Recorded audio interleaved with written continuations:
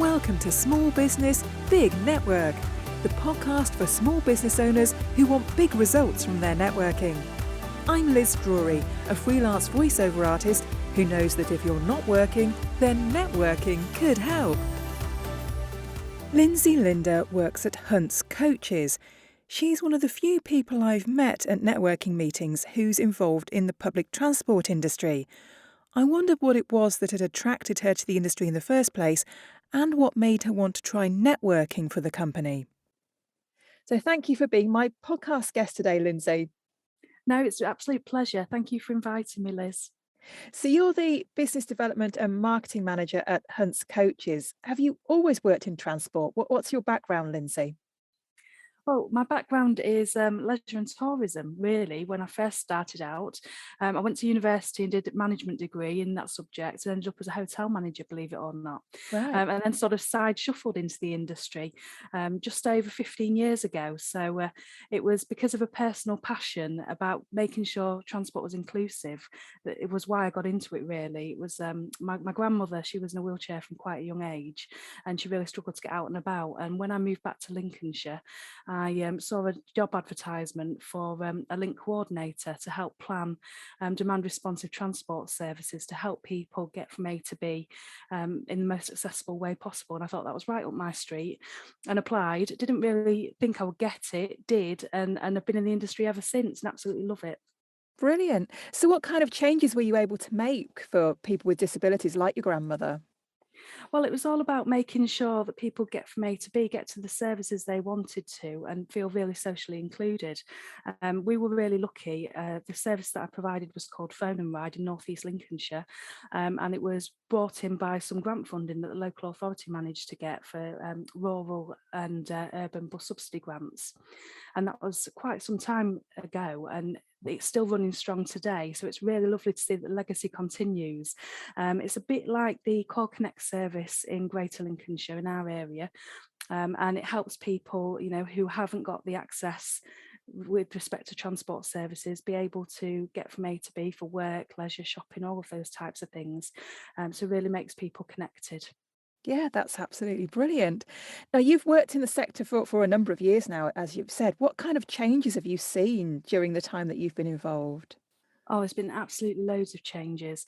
I think digital has really come to the forefront of that. There's been so many changes from certainly the booking perspective and finding out about your journeys, getting information. It's really changed such a lot. It's just unfathomable really when you think about it. I know we're going to be talking a bit about networking today, and it's strange how networking's changed just over a few months. So Mhm. when you think about how much it's changed over the lifespan of the 15 years I've been in transport, there's been such a lot. And also legislation changes. There's lots of different things that we have to do as an industry to keep pace with that. And we have to keep on the ball. Let's put it that way. We're always driving forward. Excuse the transport pun. But yeah, we've really got to work hard to make sure that we're planning and thinking ahead all the time. Yeah. So tell me about what happened to your business during the lockdowns. It's been quite a change for us. I work for a coach tour company predominantly, but they do also do bus services and that side of things as well.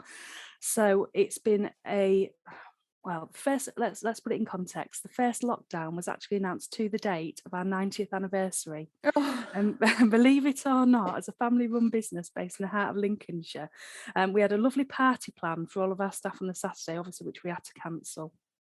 Um, but we actually had more work in World War II. So it just sort of really puts it in perspective, doesn't it, when you look at it in that respect? And we're quite fortunate, obviously, because we've been so long standing, that we had the things in place to be able to see us through it. So we really find ourselves lucky for that. However, obviously, there were a lot of challenges. We still needed to operate. We still needed to maintain the vehicles. There were people who needed, essential workers who still needed to get from A to B. mm, They still needed school children of essential workers and those that were vulnerable to be able to go to school. So we still had to maintain a level of service, even though we were in effectively locked down. mm. because our coach tour side, we weren't able to move, Yeah. and that was the main part of our business. So it was a really, a really challenging time, must Yeah. admit, and it still is. We're not out of it yet. We're still working hard. We don't rest on our laurels. We've put a lot of things in place while it was all happening. We introduced special air conditioning filter systems that killed viruses and bacteria on the coaches, all about giving people confidence that we were looking at their best interests with respect to health and safety. Anti-fog cleaning devices, all that type of thing. So we introduced a lot. We made sure we were a COVID secure business, and tried to communicate that well to everybody, to let them know what we were doing to protect them and our staff. Yeah. And is that making a difference? Are you finding people are coming back now? We are, yeah, we are finding that people are coming back. However, we're still obviously very conscious of the fact we're not out of COVID. COVID's Mm. still with us, and there are still concerns there, and rightly so. So what we're trying to do is help people with the information that we've got to provide them with, and put their minds at ease as much as we can, but also be very respectful of people's choice for travel. Not everybody's quite there yet, and we understand that. We thank very much our very loyal customer base, those that are choosing to travel with us and wanting to at the moment. That's fantastic, but we're not at levels we were pre-COVID by any means. Mm. Tell me about the range of things that Hunts do, because you're not just one kind of business, are you? No, we're certainly not. We do a wide range of things, from coach travel through to local public bus services. We also operate the Core Connect services, which I alluded to a bit earlier. We have drivers that operate some of those services locally too. So we do everything from education transport, commuter runs, rail replacement services, your traditional private hire for weddings or for whatever sort of trips it might be, going to the airports, that type of thing, from minibuses right the way through to large executive coaches. And then as part of that offer, we also have public transport services, so local buses like the number 7 that goes from Alford to Skegness, helping keep our coast connected.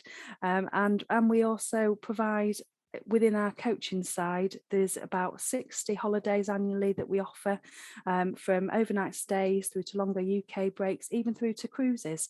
So there's a real wide range there, and about 160 day trips, from going to Warner's Harry Potter experience, to going for a lovely day out to York. So there's a lot. There it certainly is, and it's diverse and interesting, and every day is different. So tell me about some of your favourite trips, some of the best places that you go to. Oh, it's so hard to choose. If you're a proper travel geek like me, Liz, who likes to go exploring everywhere, it can be a really difficult choice. I'll share an experience of one of my trips that I went on with Hunts with my husband.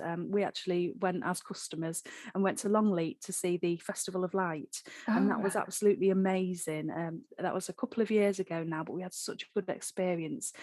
They set the historic house up with a beautiful selection of they're almost, well, they're all handmade, and they illuminate beautifully, and it could be wild animals or dinosaurs, wherever the imagine might take you, really. Butterflies, all that type of thing, and they're on a huge scale, and it's so grand, and it's really a sight to behold. And of course, while you're there, you can also have a look around the safari park and all inside the lovely historic house.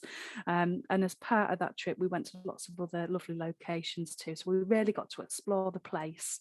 And that's what I like about coach travel, is the fact that you get picked up from your door to door service. You don't have to worry about anything. It's all pre-planned. Off you go, take your camera, have a lovely time. Sounds wonderful. So as the marketing manager, do you get to scout out some of the trips that Hunts are planning? You're talking about fam trips, Liz. Yes, we do. We get to go on some fam trips, and it's really nice. We get to, certainly, we like to pride ourselves on the quality of the hotels we use, and the facilities that we're able to provide our customers with. So if we get chance, we like to have a bit of a try before you buy. So we'll go out and we'll explore and see what they're like. And the last one I did was actually Blackpool, so that was some good fun, to see what all the hotels had to offer and what the local services were, even down to how far it was to the local trams if they wanted to go on those and that type of thing as well. So it's being able to provide information in the greater scale when the customer asks about it. So it's really good. Yeah. So customers can really be confident then that they're going to stay somewhere nice and that it's all been checked out in advance for them. Oh, most certainly, and the Hunts family, they've been going to these places for many many years. A lot of the ones that are programmed in our brochure are the favourites, and Mr. and Mrs. Hunt personally, they will actually go on holiday to those places independently as well. So they really are tried and tested, and ones that we would choose, and we wouldn't want to offer them if we didn't think they were good. Yeah. Well, it sounds like you've got a really wide variety of trips available. Is there anything that you don't do at the moment that you think that you might in the future? I think there's very little that we don't do. However, we are always open to requests. We're actually hopefully in the next month or so. It's February. They're doing the camper van show, camper van, motorhome, caravans, etc. at Hmm. the NEC, and that's something a bit different for us because we had some requests, so we've put it in the tour brochure just to see if it gets enough interest. So we're always happy to try things. So if anybody's got any ideas, they're very welcome to let me know. And theatre breaks, things are always changing, so we try to keep up to date with them. But of course, there's always new shows coming out. There's always something different, and if we see anything in any of our trade magazines that we think, oh, that looks good, we'll always give it a try. So nothing's out of scope, really. Yeah. And in terms of pickup, how far afield do you go to fetch people before they go on a trip? So we operate in the whole of Greater Lincolnshire. So we're talking right up to the top end, Birmingham and that way on, and right down to the bottom, Boston and beyond. And what we do in terms of pickups is for any holidays over 2 or more nights, we actually pick up door to door. So you can rest assured that we will get you from your home address. You don't have to worry about anything at all. If it's anything that's one night or a day trip, then we have a selection of pickup points around the area that you can pick from, and there's quite a wide range. Even through to Grimsby Way, and as I say, Boston, and there's absolutely lots of pickup points, and we'll certainly try and accommodate where we can if we can help, we will. Brilliant. So let's talk a bit about the networking now then. How are you using networking for Hunts coaches? Well, networking to me, it's all about the network of support and ideas. Really, it's not just about the prospects and suppliers. There are some great connections to be gained from like-minded businesses and professionals too. And I do go to a lot of different networking events, and I found them to be supremely useful. Um, you never know what you don't know, and Mm. sometimes when you go to these types of events, you pick up a little bit of snippet of information, or you find the helping hand that you might need at that time. I'm thinking about some of the ones I've been on most recently. I was involved in some peer networks, and they were particularly useful to me, particularly over the present COVID period. It was good to hear other people's experiences, and it really gave me some perspective on what was happening, and also a bit of challenge to make me think a bit differently about things, which I enjoyed. It's being able to sometimes things can be quite lonely, or you can feel quite on Mm. your own with things, and just having those other conversations can really open up some thought processes and different ideas. Yeah, I have to say it's quite unusual to find a coach company represented at networking meetings. So, what was it that made you want to try it in the first place? I suppose because of my wider experience in the transport sector and being involved with a lot of different networks, not just talking about the sort of traditional networks that we might see each other at, Liz, with respect to the more general network meeting where there's lots of different people from all different organisations, but things like professional associations for keeping up to date with legislation and all the boring stuff. And industry news and that type of thing. So things like Confederation of Passenger Transport, we were always involved in that type, or I was always involved in that type of thing. So it seemed quite a natural step to become more involved in the wider area, especially because we're a leisure and tourism offer, and it's really important that we're connecting the coast, we're connecting up the areas Mm. for people locally. So to me, it was really important to be involved. And wider to that, I'm also involved with the Skegness Business Chamber as their leisure and tourism representative. And that's really good because, again, it's that networking conduit to be able to give information, advice and guidance to others in the industry, and cross-share. So, I could just see the benefit, and certainly for me, it has been a benefit because Mm. it just gives you so many ideas and puts you in connection with people who can help with other things. Yeah. What would you say is the best thing to come out of the networking that you've done? I think I'm thinking quite recently, really, Liz, and how everything's been and how much of a challenge it's been with the current situation and the climate, and it's been the camaraderie and the sort of building each other up and giving each other that boost when things are tough. It's been really refreshing to know that although we're all working in different businesses, different industries, that we're there for each other. Mm. As a Lincolnshire collective, we're trying to make Lincolnshire great and working to make sure it thrives and survives. And that's been really good. Yeah. And as well as networking meetings, are exhibitions something that you make use of as a company? Yeah, definitely. We do attend exhibitions as showcase now products. Some of the ones that we love to go to, but which have been cancelled the last few years. It's the local. Well, it's like a travel show, really. Mm. They have one in Cleethorpes and one in Scunthorpe, and they're really fab. And you get to meet all the loved customers that you've got, but also meet a lot of new ones. And you find out what they're looking for the future, and it adds to some of the good customer comments that we already have and feedback that we use to make the tours. So yeah, I really enjoy them because it's dealing directly with the people who use our services.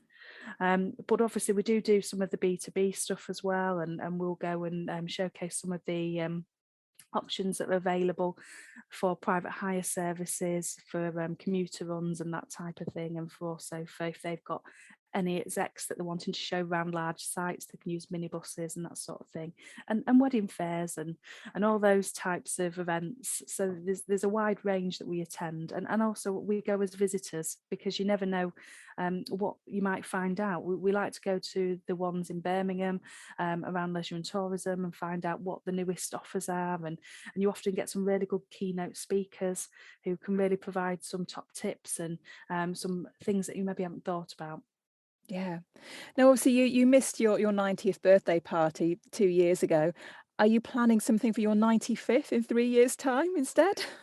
Oh, I don't know. I'll be really candid. We've cancelled the party 4 times now, so Oh. so we're undecided. You've caught me at a moment where we're not quite sure what we're doing.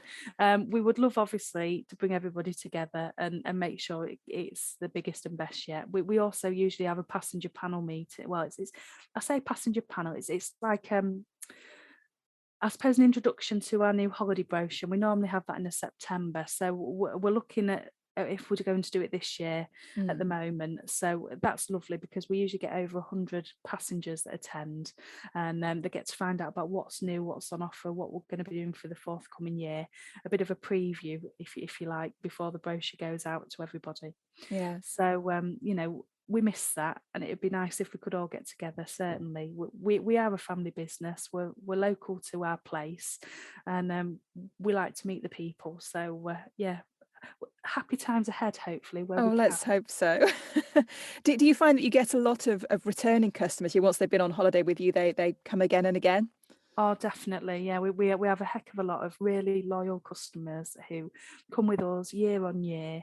They've sent some lovely messages through when we were closed down. We were still keeping in contact if we could, and it was just so refreshing. And we can't rest on our laurels with things. We always have to improve. We always have to make sure we're doing our best for our customers. But we are so lucky to have people who come back year on year.